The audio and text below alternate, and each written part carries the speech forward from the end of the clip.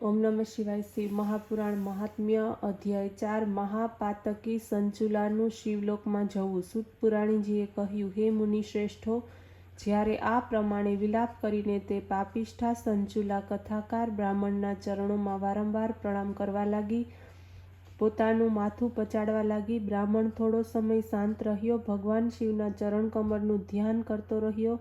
ભગવાન શિવના ચરણ કમળમાં આ પાપીણીને આવેલી જોઈને તે પ્રસન્ન થયો અને ધીરે ધીરે હસતો હસતો તે બોલ્યો, હે દેવી, આ પ્રકારે રડવાથી કોઈ લાભ નથી. ભગવાન સદાશિવની તારા ઉપર મહાન કૃપા છે કે તેમણે તને યોગ્ય સમયે યોગ્ય જ્ઞાન આપ્યું છે.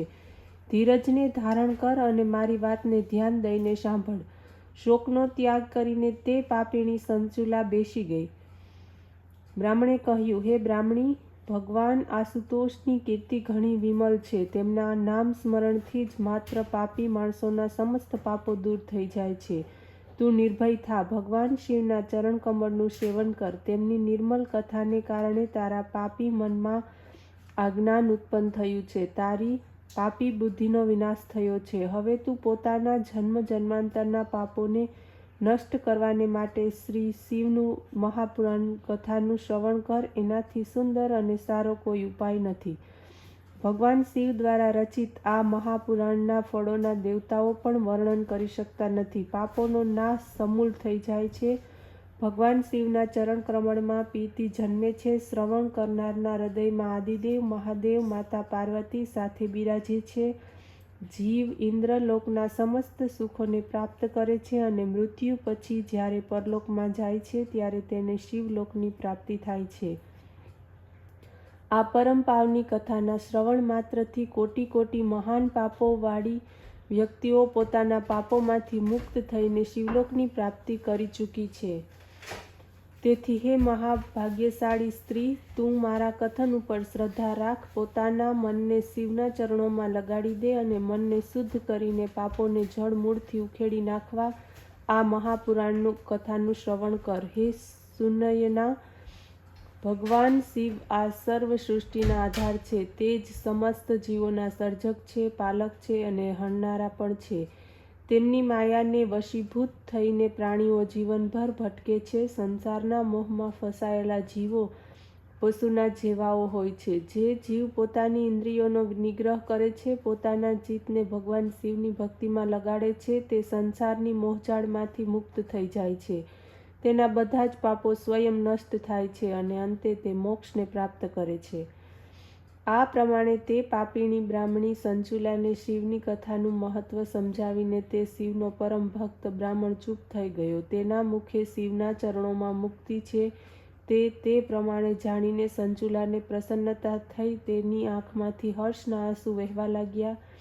તે ધન્યતા અનુભવતી બ્રાહ્મણના ચરણોનો સ્પર્શ કરવા લાગી. અત્યંત પ્રસન્ન ચિત્તવાળી થઈને તેણે નમ્રતાપૂર્વક કહ્યું, હે મુનિ, આપ ધન્ય છો.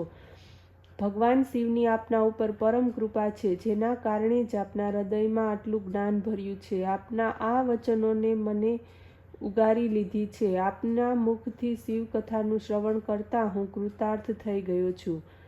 મારા પાપી મનમાં જ્ઞાન ઉત્પન્ન થયું છે. આપ જ મારો ઉદ્ધાર કરો. હું આપના જ મુખે શિવ મહાપુરાણની કથાને શ્રવણ કરવાની ઈચ્છા રાખું છું.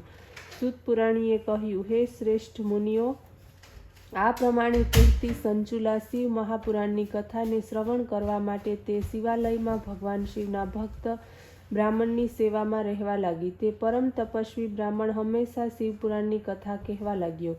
આ પ્રમાણે સંચુલાએ તે તીર્થમાં રહીને શિવ મહાપુરાણની અમૃતમય કથાનું પાન કર્યું. ભગવાન શિવની આ પવિત્ર કથાને સાંભળવાને લીધે તેના માંથી બધા વિકારો નષ્ટ થયા અને તેનું ચિત્ત શુદ્ધ થયું. તે મનમાં શિવનું ધ્યાન કરવા લાગી. હંમેશા જ તે તીર્થમાં સ્નાન કરતી અને હંમેશા મુખથી શિવનું નામ ઉચ્ચારણ કરતી.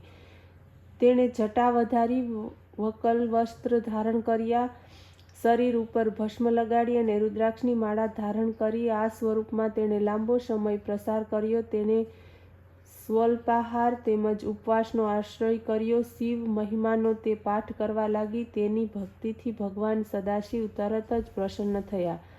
આ પ્રમાણે શિવ ભક્તિમાં મગ્ન બનેલી પાપીણી સંચુલાએ પોતાના બાકીનું જીવન પસાર કર્યું. અંતિમ સમય આવેલો જાણીને તેણે શિવના ચરણોમાં મન લગાડ્યું અને પોતાના શરીરનો ત્યાગ કર્યો. તેના જીવને શિવલોકમાં લઈ જવામાં શિવગણો આવ્યા. સંચુલાએ શિવભક્તના કારણે મૃત્યુ પામતા જ શરીર ધારણ કર્યું હતું. તેણે દિવ્ય અલંકારો ધારણ કર્યા, દિવ્ય વસ્ત્રો ધારણ કર્યા અને દેવલોકને પ્રાપ્ત થઈ, જ્યાં તેણે ભગવાન શિવના સાક્ષાત દર્શન પ્રાપ્ત કર્યા. તેણે જોયું કે ભગવાન ત્રિલોચન શંકરની સેવા બ્રહ્મા, વિષ્ણુ અને અનેક દેવતાઓ કરી રહ્યા છે. ભગવાન શિવ કરોડો સૂર્યની પ્રભાની આચ્છાદિત છે. ગણેશ, વીરભદ્ર, નંદીશ્વર વગેરે તેની ઉપાસના કરી રહ્યા છે. ભગવાન પોતાના વિભિન્ન રૂપોના દર્શન આપી રહ્યા છે. તેમની ડાબી બાજુએ પરમ તેજસ્વી માતા પાર્વતી છે. ભગવાન મહેશ્વરના આ દર્શનનું સુખ પ્રાપ્ત કરીને સંચુલા અત્યંત પ્રસન્ન બની. ભગવાન શિવ અને પાર્વતી સંચુલાની ભક્તિથી પ્રસન્ન થયા. પોતાની પાસે તેને આસન આપ્યું. સંચુલા માતા પાર્વતીની સખીના રૂપમાં રહેવા લાગી. ભક્તિના પ્રબલ પ્રતાપથી સંચુલાએ શિવલોકમાં તે પરમ પદ પ્રાપ્ત કર્યું, જે દેવતાઓને પણ દુર્લભ છે.